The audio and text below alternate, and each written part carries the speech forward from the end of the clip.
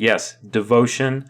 I generally liked how they had it. It didn't seem to dominate the limited environment. It was just kind of there. Sometimes you could do a heavy monocolor focus. Some of the rare designs, like Thassa's Oracle, I don't know how much I like, because Thassa's Oracle, it rewards you for devotion, but only in a very specific kind of deck and only at one point in the game. Like, scrying a little bit more doesn't feel that swingy, but winning the game because your devotion is huge does. And I don't know how I feel about that design in particular. There's the white cost reduction devotion spell. I hate that card. Daybreak Chimera, who it's 3 white, and so you can't even cast it really on turn 3 unless you have a double white 2-drop, which I don't think exists in limited. And I mean, you can cast it on turn 3, but you're not using all of the devotion then. So it like encourages you to play it on a specific point in the curve, but even then it doesn't use all of the devotion discount. But if you do it later, then it still doesn't feel that great, because you can get 3/3 flyers fairly easily later in a game anyway. Yeah, it's like, if you're gonna like make me jump through a hoop, at least let me feel like I'm cheating. And Daybreak Chimera is like exactly the right numbers that I just know I can never feel like I'm cheating. Yes, I'm yes. sure there could be a white 3/3 flyer with upside at Mythic, and no one would care. So yeah, the fact that there's, and I get that the second white pip is there because it helps your devotion, but the second white pip there is just a slap in the face to this ever feeling like a good card. Yeah. Yeah, it's weird. I would absolutely agree that devotion in this set definitely felt very tuned. And like what you said about cheating is exactly it. Like, so often you get feedback of like, well, if you make a deck around this mechanic, it's going to be really good. I'm like, that's the point. Like, you want to feel like you're breaking the game in half when you make a deck around a mechanic, because you're devoting a lot of time to making a deck around that mechanic. Right? Devoting, like, huh? Yeah. Yeah, I actually really liked Constructed when there was a mono blue devotion and mono black devotion, because there was also a sense that play design at the time, which didn't exist, had missed it. Like, and people at the time were like, "What a mistake! Now we're being dominated by these very creative, unique decks that wouldn't have existed otherwise, and tie into the set mechanic." You know what I mean? Like, it sounded like it was the ideal solution, but because no one expected it, it somehow wasn't the ideal thing to have happened. They definitely were dominating, and I think that was the number one issue, like pack rats. That's true. But at the same time, like, I agree that like that power was good in a way. It just needed to be a little more tempered, and you don't get that sense of power from any of the devotion cards in this set. Like, the only one that at all triggers that for me is Thassa's Oracle, and that's again a very different kind of deck when it's actually being used, because if I remember correctly, the way that people use Thassa's Oracle is by completely removing their library. Yeah. And so it's not. Yeah, the devotion is irrelevant if you're winning the game with Thassa's Oracle. The only thing is, like, if you're a combo deck that's looking for your combo to win with Thassa's Oracle, you use the scry for your first Thassa's Oracle so that your second Thassa's Oracle wins the game. Correct. Yeah. It's not at all what the devotion's meant to be doing. I think what the miserable thing about the blue and black devotion decks back in the olden days when that happened in the original Theros, that I think they didn't want to repeat, is that Theros was, of course, like the first set, and so people were stuck playing 2 decks for a year that did not change because all the cards for the blue-black devotion deck were in the first set. Yeah. And so yeah, I that's think fair. they really wanted to make sure that that did not happen again. Well, they really made sure, because something I've been doing in Arena after I, did all my free-to-play drafts to get all of the rares of the set, I was like, all right, now I'm going to make a devotion deck for each color. And You can. there was a black devotion deck for a bit, but even that was kind of memey. And then the white devotion deck is really just a life gain deck, and so then you just make a life gain deck instead, and then your devotion cards start to disappear from the deck. And then I did a red devotion deck, and I was like, wow, this clearly isn't meant to exist, which was a fun challenge. But I like the fun challenge where then I discover something that makes it work. You know what I mean? Yeah. The fun challenge with a solution, and I've yet to find it. Mono green is a little bit better, because there's some good mono green stuff in Throne of Eldraine. But yeah, I think they developed it down in a way that is a bit disappointing. One of the things that's really telling to me, I might be more rosily remembering Theros, but Devotion pushes you in a very specific direction with your deck. Like Mono Blue was an aggro deck because to have Devotion counts that are higher, you're dedicating things to the board. That's Yeah. the thing that most decks don't do. And personally, that's my favorite kind of Mono Blue deck. When I heard Devotion was coming back, my first thought was, we just had an awesome Mono Blue Flyers deck that was doing great. I think it was Autumn, right, who took that to a win. Oh yeah. And that was amazing. I love that deck. It's my pet deck. Like if I had to pick a favorite constructed deck I've ever played, it would be that deck. And so to me, I hear Devotion's returning, and I go, oh yeah, we're getting Mono Blue Devotion again. I'm so excited because that's going to be interesting when put together with this Mono Blue low to the ground, go wide Flyers, who all cost 1 and have a blue pip, right? So I'm pumping out these blue pips, easy. And then the Devotion cards come out, and none of them work well in that kind of deck. Threnody Singer is like the closest, and I don't want to make your creature get smaller based on Devotion necessarily, right? I don't really see that. And then Caliphate, Beloved of the Sea is better because it helps protect my wide deck. So that one's pretty close, but it's not. But it's not tuned to actually be good somewhere. You know what I mean? Like the design-wise makes sense. I guess that's more of a play design complaint. Yeah, there was this sense that like I don't know if it's play design because set design wise too. Like looking at the cards with Devotion in the set, most of them feel weird in the actual decks that are most likely to use Devotion, right? Like That's the fair. closest ones that I see are like, does my go wide white deck want a Daybreak Chimera? You know, does my go wide green deck want a Nylia's Huntmaster? Like Clothes's design is good, but it's in green, which is one of the ones that they're most likely to get their Devotion from already big creatures rather than lots of little creatures. And yet it gives no trample. And it doesn't give trample. Yeah. Exactly. So that one is the best Devotion card in terms of if I have a lot of little creatures, that's great. But green is the one who's most likely to not have a lot of little creatures. And so it's this odd thing where it feels like they were like so scared to encourage those kinds of decks again that they just didn't, that they designed or that they were saying we want to see the Devotion decks appear in a different kind of deck than they appeared the first time, right? Or I think So they let's just make the want control some decks care, Yeah. you know?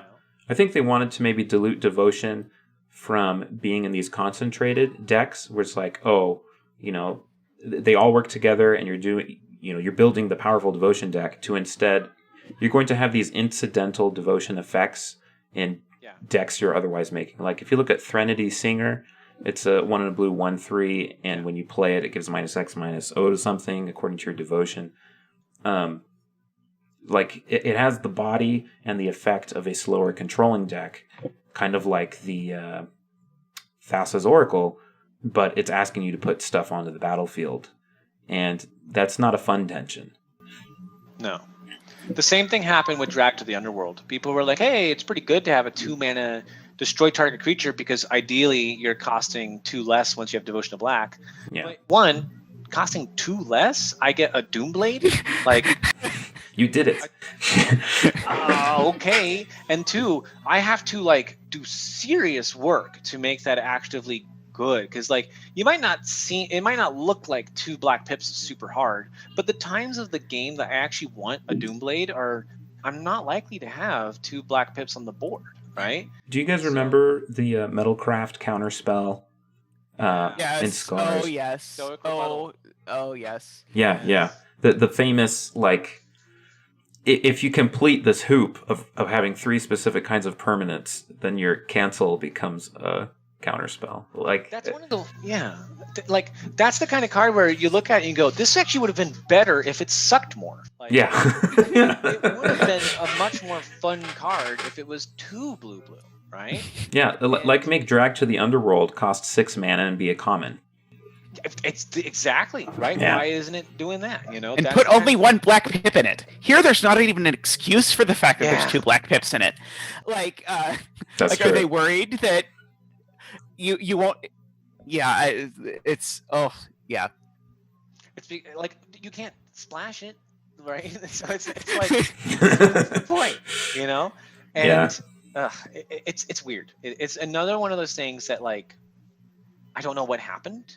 I don't know the intent. Have they even, as far as I know, they didn't even really talk about devotion in the Making Magic article. No, they just said, obviously, we have to bring devotion back. Obviously, we have to bring devotion back. Yeah, like, and that's kind of how it feels. That's kind of how it feels in the set. Like, obviously, we had to do the gods. Obviously, we had to bring devotion. And I'm like, okay, they did. Like, obviously, we have to care about enchantments. I'm like, okay. It feels very checklisty, but not missing the spirit of the original. This is Lion King live action remake, you know? But unlike like Return to Ravnica, and especially Return to Ravnica, those were obviously checklist sets that they treated from the get-go as checklist sets, that they were never going to be more than a B- set, but they were like, we'll take the B- and the money. But it was like, the Ravnica sets are the most fun checklist you can have, though. You know what I mean? Like, yeah. As far as checklists go, like, smashing colors together is... I think that's probably the most fun you're going to get out of a checklist approach, is the Ravnica guild structure. You've now emphasized the insulting part when I was trying to emphasize the positive part and say, they at least tried to make this not... like, they really clearly had a lot of ambition for this set being not the thing it ended up being, and then because everything fell through, we ended up with the checklist... so that if they had spent the time that they spend on, I'm sure the 3 weeks it takes them to make Return to Ravnica, they would have ended up in the same place that they ended up here, even though they spent a lot of effort on it, which hopefully will pay off in future sets. Yeah, like I am kind of two minds where, like, I wonder if they strategically say, okay, we have Return to Theros, we're gonna like return a bunch of mechanics. We're going to spend less creative energy and manpower on this because it's going to be easier. Or if they did something similar with the return sets. Or is it, like Trevor says, where we don't see all of the work behind the magic trick, and that's just kind of how it ends up sometimes? Like, they don't want to reinvent the wheel. And it's the same amount of creative energy that goes into something like, you know, Ikoria. Those vision designs just happen to work instead of, like, Stygian that then become buyback for creatures. Yeah, I think that's exactly what happened in this case, at least. But Yeah. I was going to say also on Devotion, just to tie back to that for a second, when they did Scars of Mirrodin, they really wanted to bring back Affinity, because Affinity was the devotion of original Mirrodin. Yeah. And so they were like, okay, well, we should bring that back. But it also had a similar, maybe even more intense scarring on Constructed. And they were like, okay, so we have to choose between bringing back Affinity and making it terrible. So we're 100% sure that it will never see Constructed play, because then players will hate us. Or we can bring in a new mechanic, just Metalcraft, which, despite my love of the block, was not an amazing mechanic, we'll say. And so I think this time they were faced with the same crossroads, and they decided to go the other way. We'll bring back the mechanic, but we'll make sure it sucks so that there's no chance it burns us in Constructed. Well, if you look at their priorities, I think when Constructed is bad, I think that hurts them a lot more than when a set doesn't play as well on your 4th or 5th draft. You know what I mean? When a set scars Constructed, that is way worse for them than having a middling, limited design environment. Oh, yeah, absolutely. And I mean, as you said, there's some novelty to Devotion decks being the dominant force the first time. Yeah. There would not have been that novelty the second time. I'm certainly not saying they should have pushed it and let it be in Constructed. I mean, I think they had a difficult choice where they had an iconic, beloved mechanic that also caused serious problems, and so they made a reasonable choice with what to do with it, I think. Well, I disagree. They have play design now. This is their job, right? Like, I want the magic of original Devotion with more safety this time. I mean, like, that should be the goal.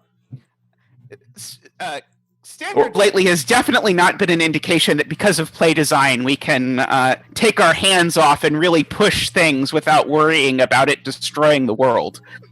But that's not what we're advocating. I don't want devotion to be pushed. I just want it to actively not punish me for trying to do the things that I want to be doing with devotion. You know what I Okay, fair. Yeah. So like this red Perforos, he asks for devotion, right? But what does he do? He puts something from your hand onto the battlefield. So his whole design is based on cheating something into play, and the way that you do that is by putting things into play.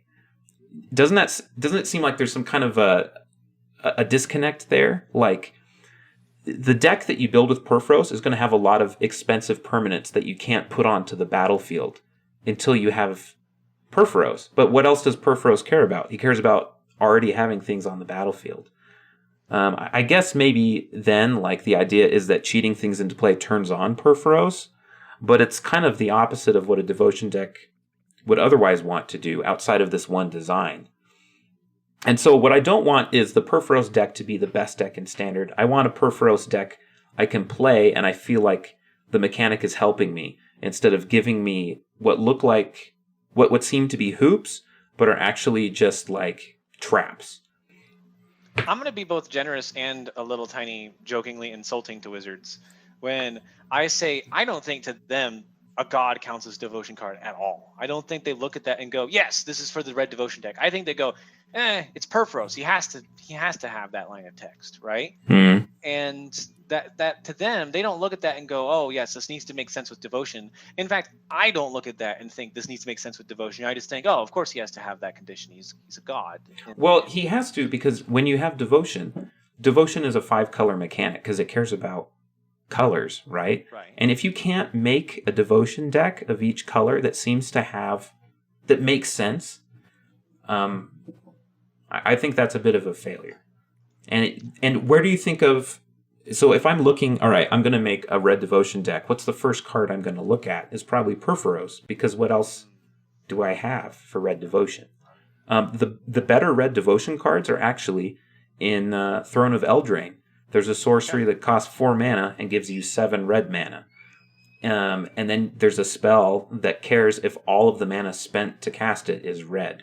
There's the Adamant card, where if it's all red, you deal 4 damage. But there's nothing else in Theros other than the god. And I like when you are forced to kind of, jigsaw puzzle the sets together like that. But I want it to then become something. And I don't know, maybe that happens in Ikoria. Like, maybe this is more forward-looking. In this case, I think it was just, we're doing an enchantment set. What's an iconic enchantment we haven't done in a while? Sneak attack. So let's make a mythic sneak attack. Oh, we've only got 1 red mythic slot. I guess we should make it the god, and then just 7/6, good enough. And then it can be an indestructible sneak attack, and life is all like. I assume that's what happened with this particular one, and then the devotion, as Trevor suggests, was just never on their mind because they were like, okay, we've got to have a mythic sneak attack, and we've got to have a Perforos, and why not? Well, that just kills. Oh, well, okay. There's the Demigod is a very popular devotion card, which you just play in mono red, which you don't really feel like you're playing a devotion deck at that point. You're just it's already what mono red's doing. Yeah. Like a good point to make is, I was going to make a joke earlier when Tommy was saying about bringing back devotion. I'm like, well, just make it white, red, and green devotion decks this time, right? That's different. But then I realized, like, that actually, there's a reason they didn't do that, because white, green, and red already wanted lots of pips on the board because they're either low to the ground aggro decks in white and red, or in green, they're probably more likely playing those weird giant creatures that are undercosted by having lots of green pips, right? Yeah. And that's why the first decks were just so unique, the blue-black devotion ones. Yeah. That's exactly why they were unique, because blue and black don't typically care about those things, right? Black has some aggro, those reckless aggro decks, right? But typically they lean more towards control. So it was cool to see them lean into a direction they don't otherwise have. That's why it's tough to see these kinds of red cards, because when you look at it and go, that Anax is one of the few cards I feel like actually plays well with devotion, but it gets drowned out by the fact that that's already what red was doing with devotion. If you go to Theros, Fanatic of Mogus is reach for a red devotion deck, right? And Yeah. so when you play that one, it actually asks you to like combo out. It doesn't necessarily want you to like by turn 4 in those aggro decks, you've probably lost a lot of your tiny creatures because your goal is to be pushing them in recklessly and getting that damage in whether they die or not. Right? But that changes your Burning them approach through. if you know that's coming. You're like, well, maybe it's actually not worth tossing them in. You know. And Yeah. I'm gaining a lot more appreciation for both Dominaria and original Theros from this discussion. Parametra's Acolyte makes you pivot from small creatures to big creatures. Reverend Hunter and Nylea's Disciple are great for being played after your big creatures because then they create another big creature or gain you life to stay in the game longer for all the time you spent getting the big creature. There's all these different cards that in these decks either nudge you towards doing these things or let you pivot away from these things that you do to make devotion into the other decks that we want to encourage, which are things that are not those ways. Karamedra's Acolyte, Nylea's Disciple, and Reverend Hunter are all doing things that interface with green devotion but make those green decks feel a little different than they otherwise would have, you know?